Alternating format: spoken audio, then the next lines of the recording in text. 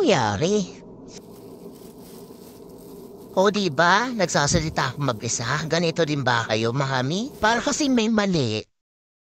Disney Princess Team Cake tayo ngayon for today's video. Hello mga mi! Kamusta kayo? Medyo matagal tayong walang upload. So tara, simulan na natin. Ang order nga pala ni client ay moist chocolate cake. Size niya is 9x5 and 6x4. So 2-tier cake yung aking gagawin. At gumamit nga pala ako dito ng ACC chocolate syrup. Yun ang ginamit ko na parang pinaka-syrup sa cake. And then gumamit din ako ng chocolate ganache. And yung ACC whipping cream nga pala yung aking ginamit. So, ACC, baka naman. Puro ka thank you. Charot lang. And then naglagay nga pala ako ng mga sago straws. Mga 6 nga pala yung aking inilagay. Meron din nga pala akong cake drum na ginamit dito na merong naka-mount na center dowel. And then ipinatong ko na nga yung bottom tier. At pagkatapos nga ay inilagay ko na nga itong per layer ng 6 inches. Diba medyo nababahin pa tayo? Kahit meron naman talaga akong face mask. Hehehe, ay napo. So, struggle is real talaga mga mi kahit sa paggawa ng cake. So, sinubukan ko nga pala kagaya na nasabi ko kanina, yung per layer ng paglalagay ng cake. And then, isa-isa ko na nga inilalagay. Pero, makikita nyo naman sa later part na parang talagay nag-aalangan at inalis ko. Pinaka-top tier kasi parang nakikita ko na parang may mali, parang tabingi.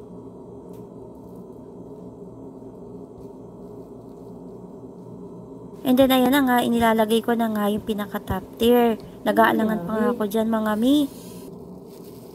O diba, ang daming struggle. Struggle is real talaga, mga mi. Ang daming mga pagsubok. Subukan talaga ang patience mo sa paggawa ng cake. Ay, hehehe. And then, naglalagay na nga ako ng mga dowels. 4 nga pala yung nilagay ko dyan na tagusan hanggang sa pinaka-lalim ng cake drum. Cake drum nga pala na ginamit ko dito mga mi, ang size niya ay 14 inches. So, syempre, para matibay talaga yung ating cake since ang cake nga pala na ito ay dadalhin pa sa Jollibee silang. And then, naglagay na nga pala ako ng icing sa cake. 2 colors nga pala yung color ng cake. Yung ibabaw niya is color pink and then yung pinakailalim niya is color violet. At yung food color nga pala na ginamit ko ay kay Achievers. Achievers, baka naman. Ang dami ko na nagagamit na products nyo. Actually, nung gumagawa ako dito ay hindi ko napapansin na dapat ay matingkad yung pink. Tapos nga, yung color violet, nagdadark pala siya habang tumatagal. So, hindi ko na talaga nakikita. Lutang na nga naman ako nung gumagawa ng cake na to kasi nga ay birthday din ng anak ko. Eh, nag-aasikaso rin ako ng mga panghanda. Akala ko kasi ay magda-dark yung pinaka-pink. And then, nag-start na nga pala ako mag-decorate dito. Naglagay na rin ako ng mga flowers and mga butterflies. Hindi nga ako makakali, palipat-lipat yung pinaka-position niya. And then, yung sa pinaka-gilid, kasi based sa inspiration ay improvise na lang ako. Nilagyan ko na lang siya ng parang artificial na baby spread. Kasi medyo kamukha na rin naman na siya. Para mga